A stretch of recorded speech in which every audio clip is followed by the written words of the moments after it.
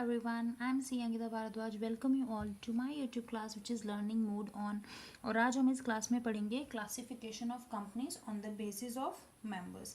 पिछली वाली क्लास में हम लोगों ने पढ़ा था classification of companies on the basis of liability, जिसमें 3 तरीके की कंपनी होती हैं. Companies limited by shares, company limited by guarantee and unlimited company, right.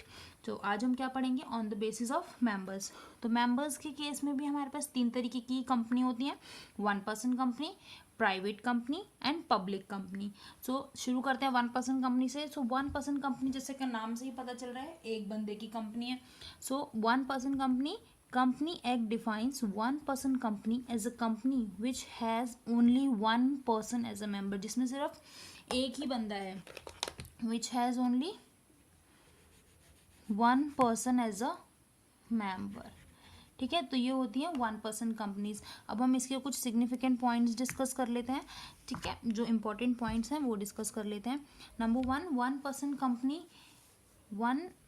Company as a member, सिर्फ एक ही मेंबर होना चाहिए as a member. Minimum paid up capital, no limit prescribed. Memorandum of 1% company shall indicate the name of other person who shall, in the event of subscriber's death or his incapacity to contract, become the member of company. Memorandum में ये पता होना चाहिए, indicate होना चाहिए किसी और person का नाम भी, जो अगर जो मेन मेंबर है अगर वो मर जाता है या इंसॉल्वेंट हो जाता है या कॉन्ट्रैक्ट नहीं कर पाता है, वो इनकैपेसिटेट हो जाता है, तो दूसरा बंदा जो है वो मेंबर बन सके. तो मेमोरेंडम में क्या होना चाहिए, shall indicate the name of other person. ठीक है, who shall in the event of subscribers death, अगर सब्सक्राइबर की डेथ हो जाती है, मतलब जो मेन बंदा है उसकी डेथ हो जाती है या फिर वो इनकैपेसिटी टू कॉन्ट्रैक्ट हो जाता है, वो कॉन्ट्रैक्ट करने की हालत में नहीं होता है, तो वो क्या बन जाए, मेंबर बन जाए कंपनी का. ठीक है, सच other person shall also give his prior written consent in prescribed form and the same shall be filed with the registrar at the time of incorporation. और जो अदर बंदा है उसको भी अपनी कंसेंट तो देनी पड़ेगी भाई. सही बात है, तुमने तो लिख दिया अपनी कंपनी के नाम में कि भाई ये दूसरा बंदा मेरा मेंबर बन जाएगा और दूसरे बंदे को पता ही नहीं है, तो इसलिए उसकी कंसेंट भी ज़रूरी है. In the prescribed form and the same shall be filed with the registrar. Registrar के पास भी फाइल होना चाहिए ताकि कल कोई फ्रॉड ना हो जाए कि भाई हमने तो कंसेंट ले ली थी, तो रजिस्ट्रार के पास भी उसका फाइल होनी चाहिए. Such other person may be given right to withdraw his consent. अब ऐसा नहीं है कि एक बंदे ने हाँ बोल ही दिया है तो भैया अब तो वो मेंबर बन गया, चाहे बाद में वो बनना ना चाहता हो या लड़ाई वड़ाई हो गई हो, तो ऐसा नहीं है. अगर दूसरा बंदा चाहे तो अपनी कंसेंट को विड्रॉ भी कर सकता है. ठीक है, तो हमने क्या क्या पढ़ा कि 1 person होना चाहिए member, minimum paid up capital prescribed नहीं है, एक दूसरे बंदे का नाम होना चाहिए मेमोरेंडम में. ठीक है, कि वो अगर कोई प्रॉब्लम आती है तो वो दूसरा बंदा उस कंपनी का मेंबर बन जाए. उसकी कंसेंट ज़रूरी है भाई, उसकी रजामंदी से होगा ऑब्वियसली, और अगर वो चाहे तो अपनी कंसेंट को विदड्रॉ भी कर सकता है. ठीक है, The member may change the name of such other person by giving notice to the company and the company shall indicate the same to the registrar. अब ऐसा नहीं है कि मेंबर बन गया तो भाई वो हो सकता है अब उनकी कोई लड़ाई वड़ाई हो जाए तो कंपनी ही मेंबर का मेंबर बदलना चाह रही हो वो दूसरा बंदा, तो मेंबर में चेंज द नेम, चेंज कर सकते हैं सच अदर पर्सन को भी. ठीक है, दूसरा अब कंपनी भी चेंज कर सकती है, वो मेंबर भी चेंज कर सकता है उस दूसरे मेंबर को by giving notice to the company, company को नोटिस देके, and the same shall intimate the same to the registrar. और ये बात भी आपको इंटीमेट करनी पड़ेगी रजिस्ट्रार को. ठीक है, any such change in the name of the person shall not be deemed to be an alteration to the memorandum. अगर कोई चेंज होता है नेम में उस पर्सन के तो भैया नो ऑल्ट्रेशन इन मेमोरेंडम, तो मेमोरेंडम में कोई ऑल्ट्रेशन नहीं मानी जाएगी. ठीक है, एक बंदा था, ठीक है, आया था, चेंज कर दिया, that's it. Only a natural person who is an Indian citizen, सिर्फ एक नेचुरल पर्सन ही जो है इंडियन सिटीजन है, रेसिडेंट है इंडिया का, सिर्फ वही मेंबर हो सकता है. और रेसिडेंट कौन होगा, जो 182 days, at least not less than 182 days immediately preceding financial year में इंडिया में रहा हो, सिर्फ वही बंदा क्या हो सकता है, मेंबर हो सकता है. ठीक है, एंड पहली बात तो वो इनकॉर्पोरेट करने के लिए और दूसरा वो नॉमिनी बनने के लिए. ठीक है, मतलब वही बात है. उसके बाद क्या हो सकता है, नेचुरल पर्सन होना चाहिए, जीता जाता इंसान होना चाहिए, आर्टिफिशियल पर्सन नहीं होना चाहिए. जैसे एक कंपनी आर्टिफिशियल पर्सन है तो भाई एक कंपनी, एक 1% कंपनी इनकॉर्पोरेट नहीं कर सकती, तो एक नेचुरल बंदा होना चाहिए हम लोगों की तरह, इंडियन सिटीजन होना चाहिए, इंडिया का बंदा होना चाहिए, यहीं रहता हो, इंडिया में ही रहता हो, और किसको माना जाएगा कि वो बंदा इंडिया में रहता है, अगर वो प्रिसीडिंग फाइनेंशियल ईयर में एटलीस्ट 182 डेज रहा है तो वो इंडिया का बंदा माना जाएगा, ठीक है, रेसिडेंट इन इंडिया माना जाएगा। तो वही बंदा 1% कंपनी इनकॉर्पोरेट कर सकता है और नॉमिनी हो सकता है उस 1% कंपनी का, ठीक है। अगला point, a person shall not be eligible to incorporate more than 1 OPC और become nominee in more than 1 such company. एक बंदा जो है वो एक ही कंपनी इनकॉर्पोरेट कर सकता है। अ person shall not incorporate more than 1 OPC, एक बंदा एक ही कंपनी खोल सकता है, 1% कंपनी खोल सकता है, बहुत सारी कंपनीज नहीं खोल सकता, और become nominee in more than 1 such company, और नॉमिनी भी नहीं हो सकता एक से ज़्यादा कंपनी में, ठीक है। A minor shall not become member of the, एक माइनर मेंबर नहीं हो सकता, ना ही वो नॉमिनी हो सकता है, बट वो शेयर होल्ड कर सकता है बेनिफिशियल इंटरेस्ट के लिए, ठीक है। थर्ड 11th पॉइंट क्या था, 1% company can not be converted और incorporated into a company under section 8। एक कंपनी जो है वो सेक्शन 8 कंपनी नहीं बन सकती, मतलब कौन सी कंपनी नहीं बन सकती, NPO नहीं बन सकती, ठीक है।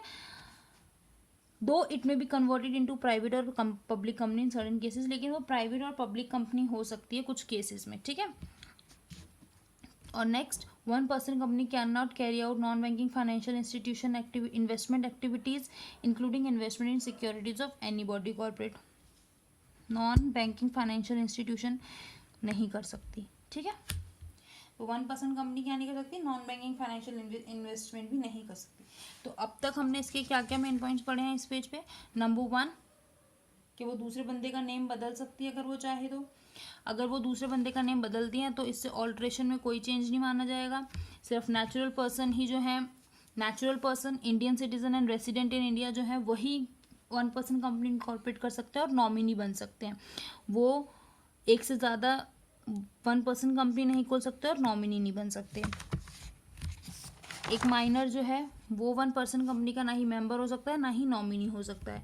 1% company can not be converted into section 8 companies, वो सेक्शन 8 कंपनीज में नहीं बना सकते, लेकिन वो प्राइवेट और पब्लिक कंपनीज में बदल सकते हैं कुछ केसेस में।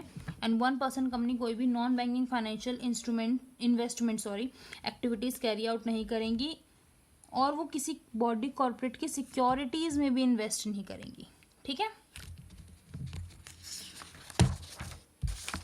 अगला केस क्या पढ़ा था हमने, 1% company can not convert voluntarily into any kind of company for at least 2 साल, मतलब 2 साल तक वो अपनी मर्जी से किसी और कंपनी में कन्वर्ट नहीं हो सकती। 1% है तो 1% ही है, ठीक है। लेकिन कुछ केसेस हैं एक्सेप्ट जहाँ पे paid up share capital exceed कर गई हो 50 लाख, अगर 50 लाख से ज़्यादा एक्सीड कर गई मतलब भैया अब तो बड़ी कंपनी हो गई है, अब तो बदल ही सकते हैं। और एवरेज एनुअल टर्नओवर जो है रेलिवेंट पीरियड का वो एक्सीड कर जाता है 2 करोड़ से। या तो ये या तो paid up share capital 50 lakh से ज़्यादा हो गई है, या फिर एवरेज एनुअल टर्नओवर जो है रेलिवेंट पीरियड की वो 2 करोड़ से ज़्यादा हो गई है। तो केस में 2 साल से पहले 1% कंपनी दूसरी कंपनी में कन्वर्ट हो सकती है, नहीं तो 2 साल तक 1% कंपनी ही रहेगी, ठीक है। अगर वो बड़ी कंपनी हो जाती है तो वो चेंज हो सकती है, अदरवाइज वो 1% कंपनी ही रहेगी। इफ 1% कंपनी और any officer of such company contravenes the provision they shall be punishable with fine. Company और ऑफिसर अगर कोई प्रोविजन कॉन्ट्रोवेन कर देते हैं तो 10,000 तक की पेनल्टी लगेगी, और फाइन 1,000 से लगेगा for every day after which such contravention continues. अगर उसके बाद भी कॉन्ट्रोवेशन कंटिन्यू रहता है तो 1,000 पर डे का भाई फाइन लगेगा, और या फिर 10,000 तक का, मतलब दोनों भी हो सकते हैं। पहले तो 10,000 का लगेगा, और अगर कॉन्ट्रोवेशन चलती रही तो 1,000 पर डे का भी लग सकता है, ठीक है। एक बार 14 पॉइंट्स हैं, क्विक रिवाइज करते हैं। Number 1 person as a member, एक ही पर्सन हो सकता है as a member. Paid up share capital नहीं बताई हुई, no minimum limit prescribe. Other person का नेम बताना पड़ेगा ताकि अगर वो इनकैपेसिटेट टू कॉन्ट्रैक्ट हो जाए या डेथ हो जाए तो दूसरा बंदा एक्ट कर सके। सच अदर पर्सन अपना कंसेंट देगा, वो चाहे तो विड्रॉ भी कर सकता है अपना कंसेंट।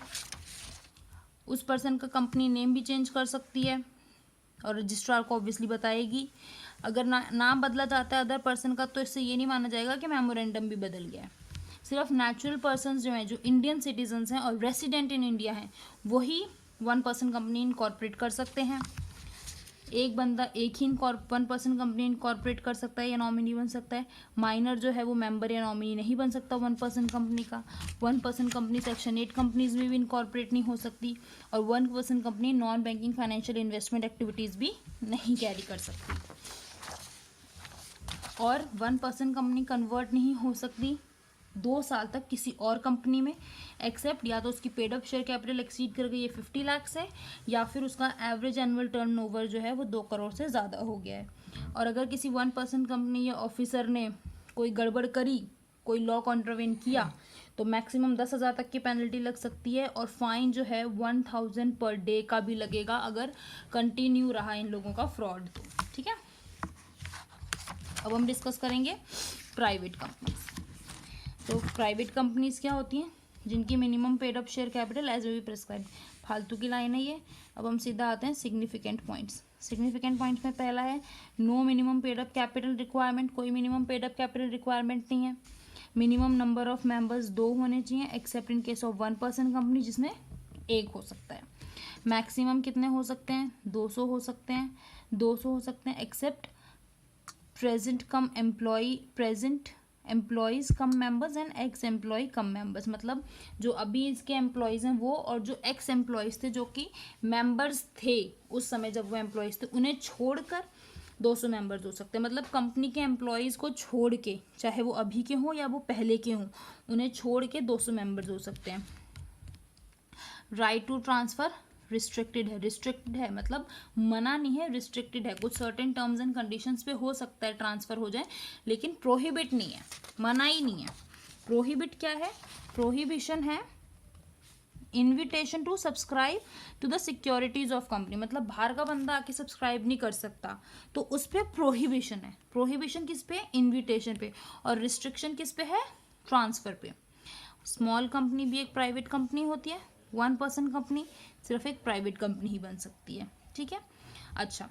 वेयर 2 और more members are holding shares jointly they shall for the purpose of this clause be treated as single members. Obviously अगर 2 लोगों ने एक शेयर होल्ड कर रखा है तो वो एक ही मेंबर माना जाएगा, 2 मेंबर्स नहीं माने जाएंगे। एक बार क्विक रिवीजन कर लेते हैं। कोई मिनिमम पेड अप कैपिटल नहीं बताई हुई, कोई मिनिमम पेड अप कैपिटल नहीं बताई हुई, मिनिमम 2 मेंबर्स होने चाहिए, मैक्सिमम 200 होने चाहिए, एम्प्लॉयज़ और एक्स एम्प्लॉयज़ को छोड़ के। राइट टू ट्रांसफ़र रिस्ट्रिक्टेड है। प्रोहिबिशन है on invitation to subscribe to securities. Small companies private companies हो सकती हैं, और 1% कंपनी भी एक प्राइवेट कंपनी हो सकती हैं। और जहाँ पे 2 या 2 से ज़्यादा लोगों ने एक शेयर होल्ड कर रखा है तो वो एक ही शेयर होल्डर माना जाएगा। ठीक है, अब हम आते हैं स्मॉल कंपनीज। स्मॉल कंपनीज कौन सी होती हैं? मीन्स अ कंपनी, ये एक तरीके की प्राइवेट कंपनीज ही होती हैं।